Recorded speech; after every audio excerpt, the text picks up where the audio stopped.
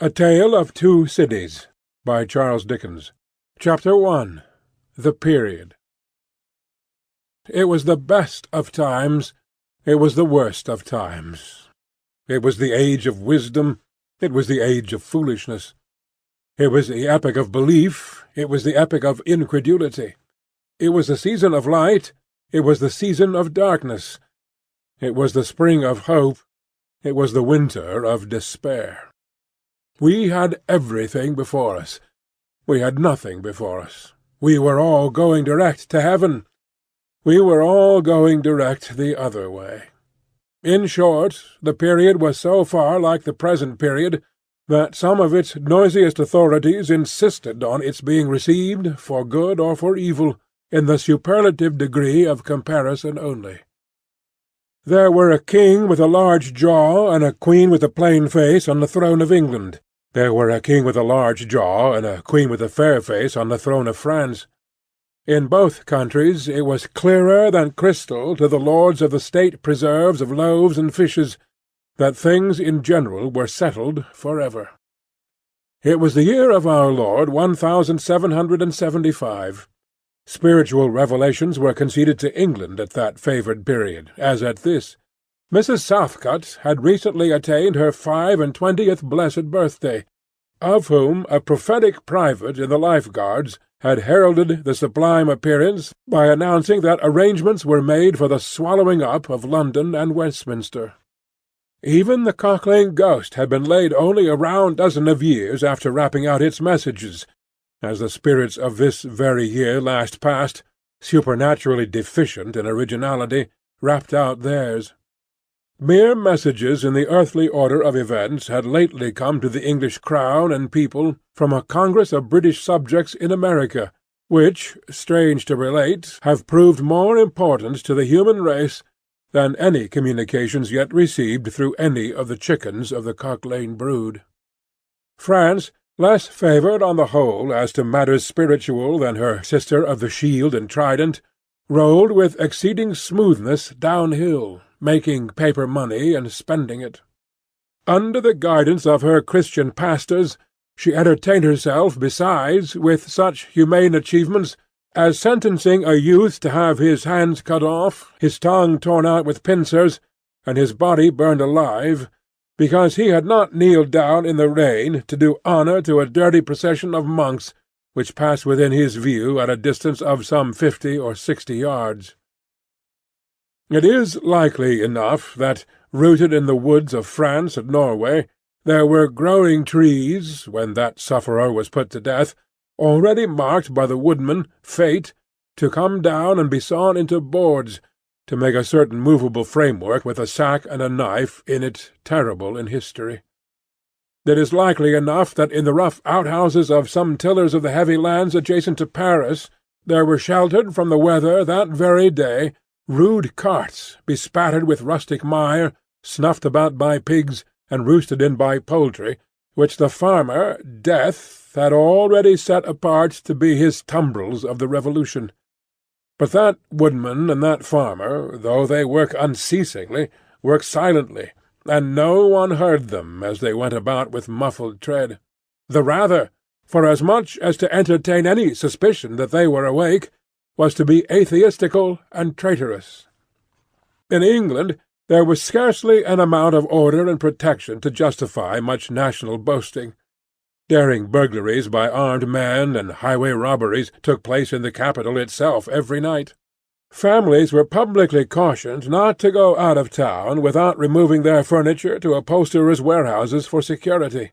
The highwayman in the dark was a city tradesman in the light, and being recognized and challenged by his fellow tradesmen, whom he stopped in his character of the captain, gallantly shot him through the head and rode away.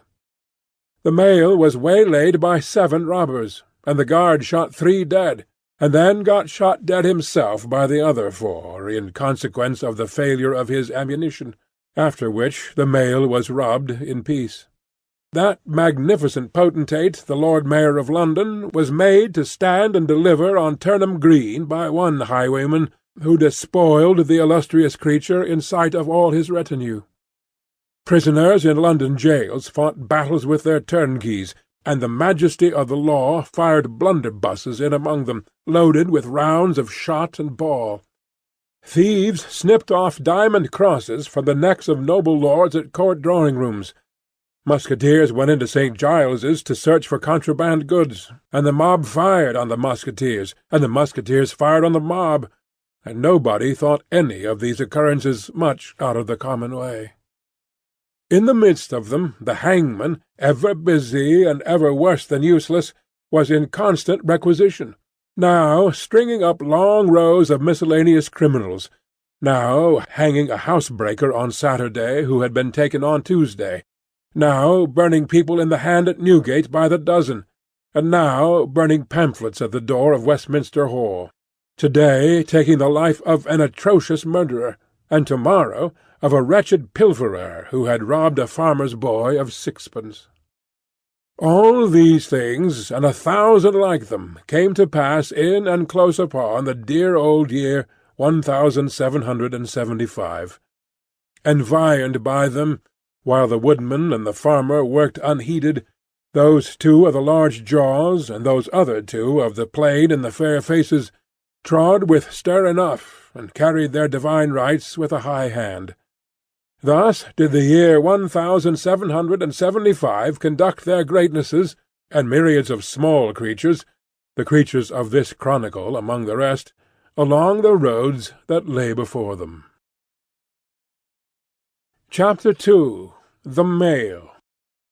It was the Dover road that lay, on a Friday night late in November, before the first of the persons with whom this history has business.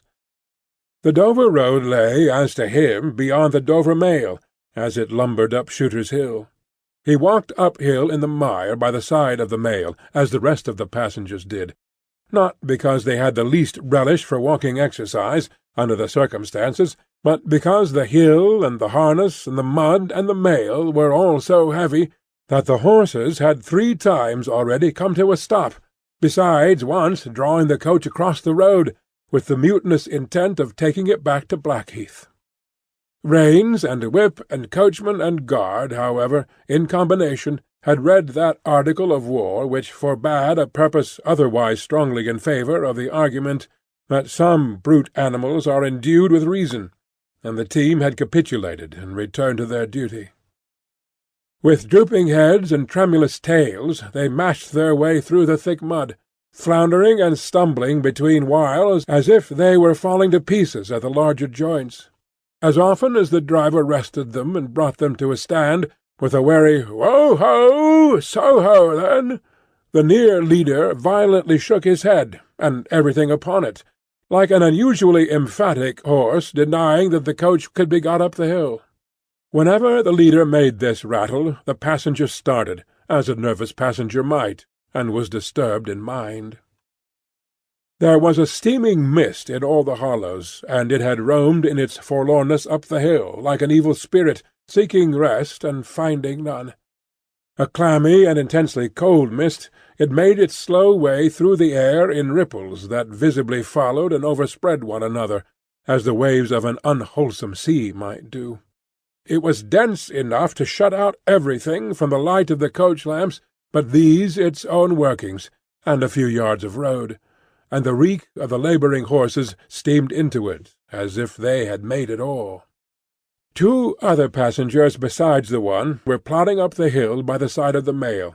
All 3 were wrapped to the cheek-bones and over the ears, and wore jack-boots. Not one of the 3 could have said, from anything he saw, what either of the other 2 was like, and each was hidden under almost as many wrappers from the eyes of the mind as from the eyes of the body of his 2 companions. In these days travellers were very shy of being confidential on a short notice, for anybody on the road might be a robber, or in league with robbers. As to the latter, when every posting-house and ale-house could produce somebody in the captain's pay, ranging from the landlord to the lowest stable nondescript, it was the likeliest thing upon the cards. So the guard of the Dover Mail thought to himself, that Friday night in November, 1775, lumbering up Shooter's Hill, as he stood on his own particular perch behind the mail, beating his feet and keeping an eye and a hand on the arm-chest before him, where a loaded blunderbuss lay at the top of 6 or 8 loaded horse-pistols, deposited on a substratum of cutlass. The Dover mail was in its usual genial position that the guard suspected the passengers suspected one another and the guard, they all suspected everybody else, and the coachman was sure of nothing but the horses, as to which cattle he could with a clear conscience have taken his oath on the 2 Testaments that they were not fit for the journey. "Whoa-ho!" said the coachman. "So then, one more pull and you're at the top, and be damned to you, for I have had trouble enough to get you to it. Joe! Hello!" the guard replied. "What o'clock do you make it, Joe?" 10 minutes good past 11. "My blood!" ejaculated the vexed coachman. "And not atop of shooters yet! Hi! Ya! Get on with you!" The emphatic horse, cut short by the whip in a most decided negative, made a decided scramble for it, and the 3 other horses followed suit. Once more the Dover mail struggled on, with the jack-boots of its passengers squashing along by its side. They had stopped when the coach had stopped, and they kept close company with it. If any one of the 3 had had the hardihood to propose to another to walk on a little ahead into the mist and darkness, he would have put himself in a fair way of getting shot instantly as a highwayman. The last burst carried the mail to the summit of the hill. The horses stopped to breathe again, and the guard got down to skid the wheel for the descent, and open the coach door to let the passengers in. "Hey, Joe!" called the coachman in a warning voice, looking down from his box. "What do you say, Tom?" They both listened. "I say a horse at a canter coming up, Joe." "I say a horse at a gallop, Tom," returned the guard, leaving his hold of the door and mounting nimbly to his place. "Gentlemen, in the King's name, all of you." With this hurried adjuration he cocked his blunderbuss and stood on the offensive. The passenger booked by this history was on the coach-step, getting in. The 2 other passengers were close behind him and about to follow. He remained on the step, half in the coach and half out of it. They remained in the road below him. They all looked from the coachman to the guard, and from the guard to the coachman, and listened. The coachman looked back, and the guard looked back, and even the emphatic leader pricked up his ears and looked back, without contradicting. The stillness consequent on the cessation of the rumbling and labouring of the coach, added to the stillness of the night, made it very quiet indeed. The panting of the horses communicated a tremulous motion to the coach, as if it were in a state of agitation. The hearts of the passengers beat loud enough, perhaps, to be heard, but at any rate the quiet pause was audibly expressive of people out of breath and holding the breath, and having the pulses quickened by expectation.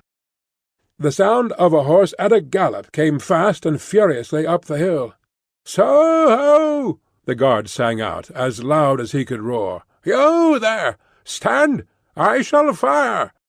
The pace was suddenly checked, and, with much splashing and floundering, a man's voice called from the mist. "Is that the Dover mail?" "Never you mind what it is," the guard retorted. "What are you?" "Is that the Dover mail?" "Why do you want to know?" "I want a passenger, if it is." "What passenger?" "Mr. Jarvis Lorry." Our booked passenger showed in a moment that it was his name. The guard, the coachman, and the 2 other passengers eyed him distrustfully. "Keep where you are," the guard called to the voice in the mist, "because, if I should make a mistake, it could never be set right in your lifetime. Gentleman of the name of Lorry, answer straight." "What is the matter?" asked the passenger, then, with mildly quavering speech. "Who wants me? Is it Jerry?" "I don't like Jerry's voice, if it is Jerry," growled the guard to himself. "He's hoarser than suits me, is Jerry." "Yes, Mr. Lorry." "What is the matter?"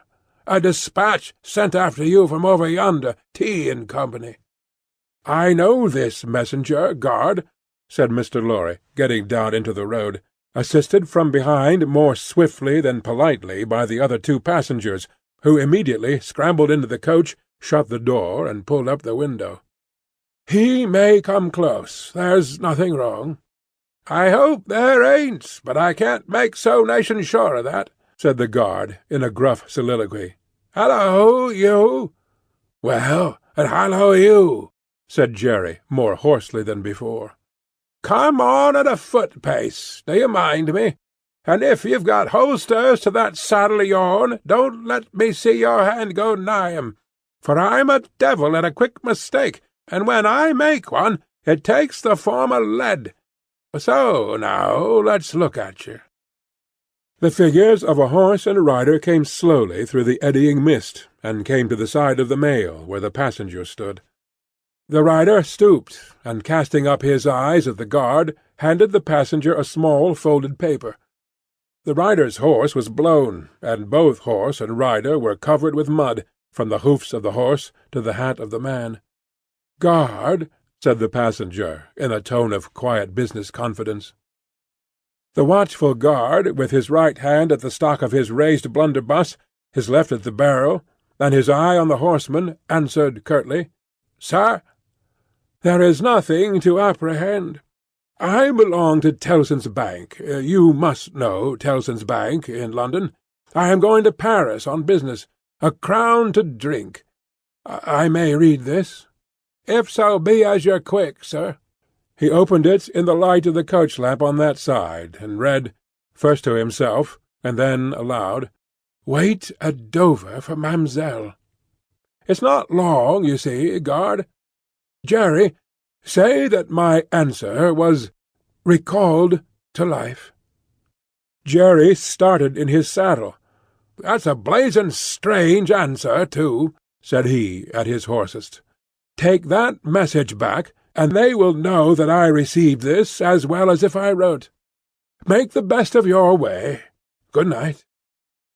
With those words the passenger opened the coach door and got in, not at all assisted by his fellow passengers, who had expeditiously secreted their watches and purses in their boots, and were now making a general pretence of being asleep, with no more definite purpose than to escape the hazard of originating any other kind of action. The coach lumbered on again, with heavier wreaths of mist closing round it as it began the descent. The guard soon replaced his blunderbuss in his arm-chest, and, having looked to the rest of its contents, and having looked to the supplementary pistols that he wore in his belt, looked to a smaller chest beneath a seat, in which there were a few smith's tools, a couple of torches, and a tinder-box. For he was furnished with that completeness that if the coach-lamps had been blown and stormed out, which did occasionally happen, he had only to shut himself up inside, keep the flint and steel sparks well off the straw, and get a light with tolerable safety and ease, if he were lucky, in 5 minutes. "Tom!" softly over the coach-roof. "Hallo, Joe! Did you hear the message?" "I did, Joe. What did you make of it, Tom?" "Nothing at all, Joe." "That's a coincidence, too," the guard mused, "for I made the same of it myself." Jerry, left alone in the mist and darkness, dismounted meanwhile, not only to ease his spent horse, but to wipe the mud from his face and shake the wet out of his hat-brim, which might be capable of holding about 1/2 gallon. After standing with the bridle over his heavily splashed arm, until the wheels of the mail were no longer within hearing and the night was quite still again, he turned to walk down the hill. "After that there gallop from Temple Bar, old lady, I won't trust your forelegs till I get you on the level," said this hoarse messenger, glancing at his mare. "Recalled to life. That's a blazing strange message. Much of that wouldn't do for you, Jerry. I say, Jerry, you'd be in a blazing bad way if recalling to life was to come into fashion, Jerry." Chapter 3. The Night Shadows. A wonderful fact to reflect upon, that every human creature is constituted to be that profound secret and mystery to every other. A solemn consideration when I enter a great city by night, that every one of those darkly clustered houses encloses its own secret, that every room in every one of them encloses its own secret, that every beating heart in the hundreds of thousands of breasts there is, in some of its imaginings, a secret to the heart nearest it. Something of the awfulness, even of death itself, is referable to this. No more can I turn the leaves of this dear book that I loved, and vainly hope in time to read it all. No more can I look into the depths of this unfathomable water, wherein, as momentary lights glanced into it, I have had glimpses of buried treasure and other things submerged. It was appointed that the book should shut with a spring for ever and for ever, when I had read but a page. It was appointed that the water should be locked in an eternal frost, when the light was playing on its surface, and I stood in ignorance on the shore. My friend is dead. My neighbour is dead. My love, the darling of my soul, is dead. It is the inexorable consolidation and perpetuation of the secret that was always in that individuality, and which I shall carry in mine to my life's end. In any of the burial-places of this city through which I pass, is there a sleeper more inscrutable than its busy inhabitants are in their innermost personality to me, or than I am to them? As to this, his natural and not to be alienated inheritance, the messenger on horseback had exactly the same possessions as the king, the first minister of state, or the richest merchant in London. So with the 3 passengers shut up in the narrow compass of one lumbering old mail-coach. They were mysteries to one another as complete as if each had been in his own coach and 6, or his own coach and 60, with the breadth of a county between him and the next. The messenger rode back at an easy trot, stopping pretty often at alehouses by the way to drink, but evincing a tendency to keep his own counsel, and to keep his hat cocked over his eyes. He had eyes that assorted very well with that decoration, being of a surface black, with no depth in the colour or form, and much too near together, as if they were afraid of being found out in something singly if they kept too far apart. They had a sinister expression, under an old cocked hat like a 3-cornered spittoon, and over a great muffler for the chin and throat, which descended nearly to the wearer's knees.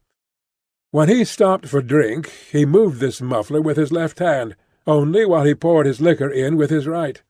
As soon as that was done, he muffled again.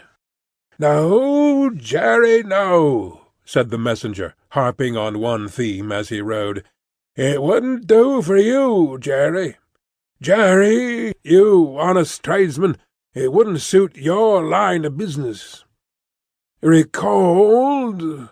Bust me if I don't think he'd been a-drinking."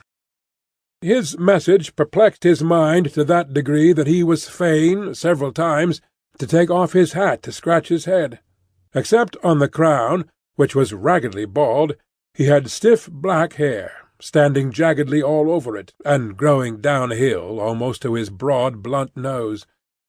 It was so like Smith's work, so much more like the top of a strongly spiked wall than a head of hair, that the best of players at leap-frog might have declined him, as the most dangerous man in the world to go over. While he trotted back with the message he was to deliver to the night watchman in his box at the door of Tellson's Bank by Temple Bar, who was to deliver it to greater authorities within, the shadows of the night took such shapes to him as arose out of the message, and took such shapes to the mare as arose out of her private topics of uneasiness. They seemed to be numerous, for she shied at every shadow on the road.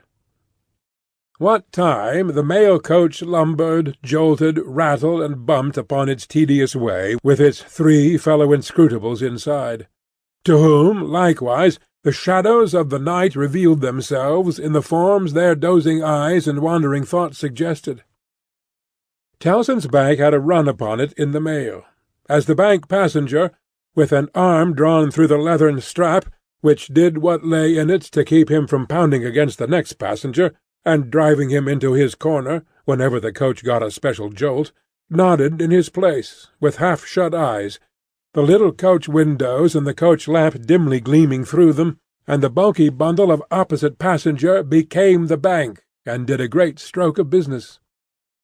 The rattle of the harness was the chink of money, and more drafts were honoured in 5 minutes than even Tellson's, with all its foreign and home connection, ever paid in thrice the time. Then the strong-rooms underground at Tellson's, with such of their valuable stores and secrets as were known to the passenger, and it was not a little that he knew about them, opened before him, and he went in among them with the great keys and the feebly burning candle, and found them safe and strong and sound, and still just as he had last seen them. But though the bank was almost always with him, and though the coach, in a confused way, like the presence of pain under an opiate, was always with him, there was another current of impression that never ceased to run, all through the night. He was on his way to dig someone out of a grave. Now, which of the multitude of faces that showed themselves before him was the true face of the buried person, the shadows of the night did not indicate, but they were all the faces of a man of 45 by years, and they differed principally in the passions they expressed, and in the ghastliness of their worn and wasted state. Pride, contempt, defiance, stubbornness, submission, lamentation succeeded one another. So did varieties of sunken cheek, cadaverous colour, emaciated hands and figures. But the face was in the main one face, and every head was prematurely white. 100 times the dozing passenger inquired of this spectre, "Buried how long?" The answer was always the same, "Almost 18 years." "You had abandoned all hope of being dug out?" "Long ago." "You know that you are recalled to life?" "They tell me so." "I hope you care to live." "I can't say." "Shall I show her to you? Will you come and see her?" The answers to this question were various and contradictory. Sometimes the broken reply was, "Wait! It would kill me if I saw her too soon." Sometimes it was given in a tender rain of tears, and then it was, "Take me to her." Sometimes it was staring and bewildered, and then it was, "I don't know her. I don't understand." After such imaginary discourse, the passenger in his fancy would dig and dig, now with a spade, now with a great key, now with his hands, to dig this wretched creature out. Got out at last, with earth hanging about his face and hair, he would suddenly fan away to dust. The passenger would then start to himself, and lower the window, to get the reality of mist and rain on his cheek. Yet even when his eyes were opened on the mist and rain, on the moving patch of light from the lamps, and the hedge at the roadside retreating by jerks, the night shadows outside the coach would fall into the train of night shadows within. The real banking-house by Temple Bar, the real business of the past day, the real strong-rooms, the real express sent after him, and the real message returned, would all be there. Out of the mist of them the ghostly face would rise, and he would accost it again. "Buried how long?" "Almost 18 years." "I hope you care to live." "I can't say." Dig, dig, dig, until an impatient movement from one of the two passengers would admonish him to pull up the window, draw his arm scarcely through the leathern strap, and speculate upon the two slumbering forms, until his mind lost hold of them, and they again slid away into the bank and the grave. "Buried how long?" "Almost 18 years." "You had abandoned all hope of being dug out?" "Oh, long ago." The words were still in his hearing as just spoken, distinctly in his hearing as ever spoken words had been in his life, when the weary passenger started to the consciousness of daylight, and found that the shadows of the night were gone. He lowered the window and looked out at the rising sun. There was a ridge of ploughed land with a plough upon it where it had been left last night when the horses were unyoked. Beyond, a quiet coppice-wood, in which many leaves of burning red and golden yellow still remained upon the trees. Though the earth was cold and wet, the sky was clear, and the sun rose bright, placid, and beautiful. 18 years, said the passenger, looking at the sun.